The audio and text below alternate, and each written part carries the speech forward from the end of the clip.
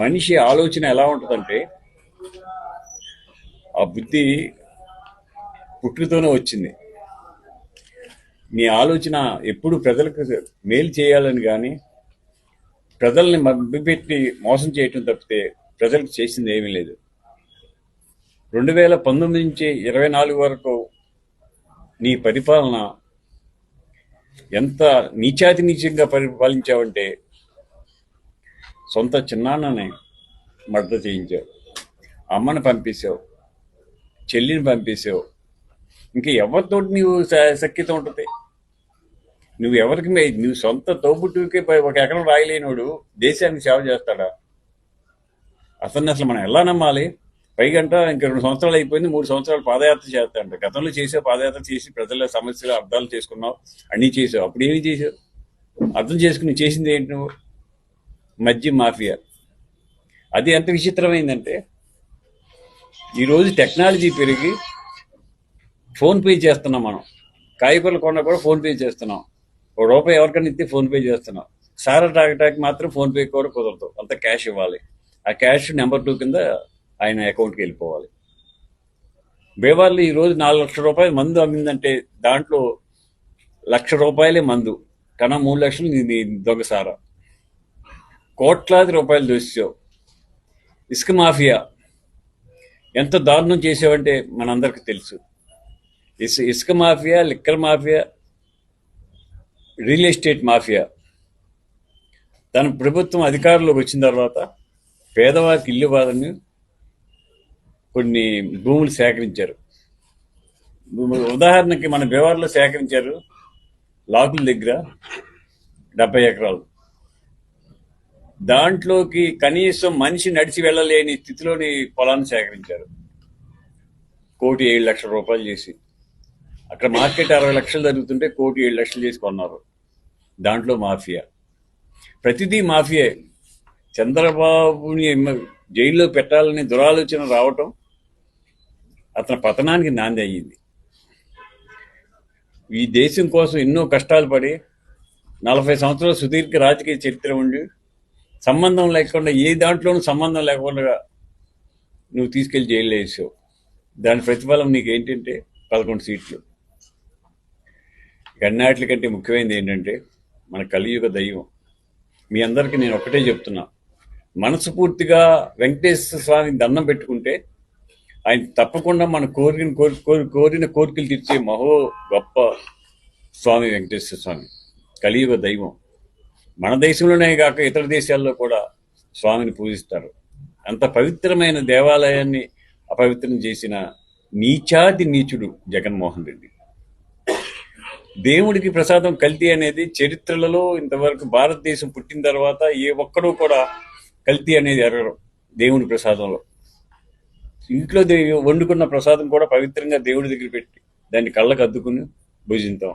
అంత పవిత్రమైన లడ్డూని నువ్వు కల్తీ చేయించడానికి సాహసపడ్డావంటే నీ నీచ ప్రవృత్తి ఎలా ఉందో అర్థమవుతుంది. ముఖ్యంగా అసలు నెయ్యే లేకుండా, డైరీ లేకుండా వాడి సప్లై చేస్తే నువ్వు తీసుకున్నావు. 230 కోట్లు మోసం జరిగింది. దాంట్లో అసలు నెయ్యి లేదు, కొవ్వు ఇతర పదార్థాలు కలిపి నువ్వు చేసి అది ప్రజలకు అందించావంటే అంటే నీ లాభం కోసం, నీ సంపాదన కోసం ఎటువంటి నీచమైన పని చేయటానికి నువ్వు సిద్ధంగా ఉన్నావు. సొంత చిన్నాన్ని చంపేస్తే అది హార్ట్ అటాక్ అని పెట్టే గొడ్డలతో ఘాట్లు ఉన్నా కూడా. అంటే నీచానికి ఒడిపడటంలో వెనకంజే వేయని వ్యక్తి ఎవరంటే మన భారతదేశంలో జగన్మోహన్ రెడ్డి గారు ఒక్కడే. ఎంత నీచమైన పని చేయటాకైనా డబ్బు కోసం చేయటానికి సిద్ధపడే వ్యక్తి. ఈ పవిత్ర దేవాలయంలో లడ్డూ ప్రసాదానికి కల్తీ చేయించావంటే ఆ స్వామి నీకు శిక్ష విధిస్తాడు. నీకు 151 సీట్లల్లా 11 సీట్లకు వచ్చావు. 11 సీట్లల్లా వెంకటేశ్వర స్వామి నీకు 0 సీట్లు చేస్తాడు. నీ చరిత్ర అయిపోయింది. కానీ అయిపోయినా రఫ్ ఆడతా అని పిచ్చ మాటలు మాట్లాడుతున్నావు. ఏం మాట్లాడుతున్నా? ఏంటి రఫ్ ఆడేది? నువ్వు చూసేది ఏంటి? నీ అమ్మకు కూడట్లేవు, నీ చెల్లికి కనీసం ఒక జాకెట్ మొక్కోవాలనేవాడు నువ్వు దేశం గురించి మాట్లాడుతున్నావు. ఇంకా ఈయనంట మళ్ళీ అధికారంలోకి వస్తాడంట, జనాన్ని రఫ్ ఆడతాడంట. రఫ్ ఆడతాం కాదు, అసలు నీ బతుకు ఏంటో చూసుకో.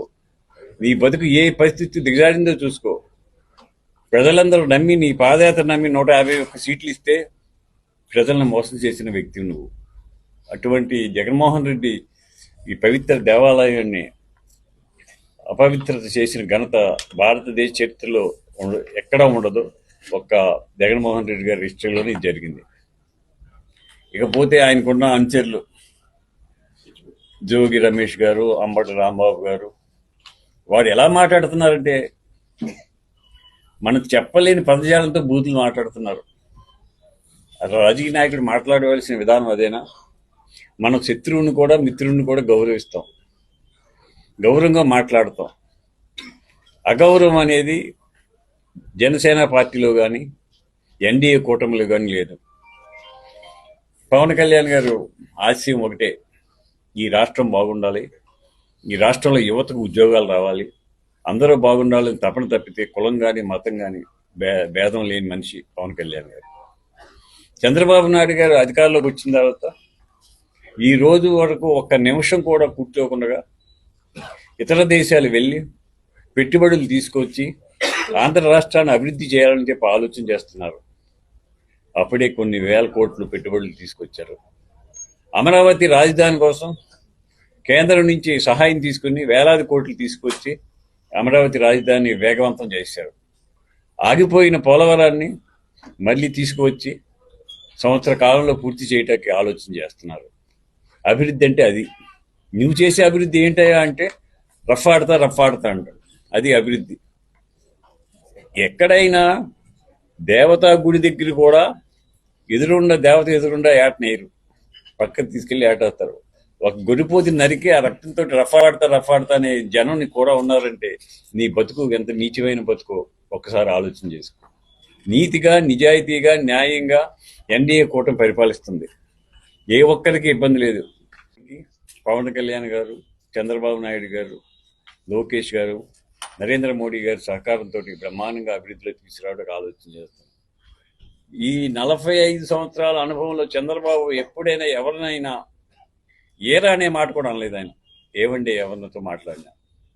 నువ్వు అధికారంలోకి వచ్చిన తర్వాత అందరినీ బూతు మాటలు, రౌడీయిజం, గోండాయిజం, కక్షలు, కారణ్యాలు, పగలు, ద్వేషాలు తప్పితే అభివృద్ధి అనేది లేదు. గత 5 సంవత్సరాల్లో మన నియోజకవర్గం తీసుకుంటే ఎక్కడ ఒక రూపాయి ఖర్చు పెట్టాల. జలజీవన్ మిషన్ కింద కోట్లాది రూపాయలు కేంద్రం నుంచి వస్తే 40% నువ్వు ఇవ్వక ఆ నిధులను కొలబట్టి వెనక్కి పంపించేసావు.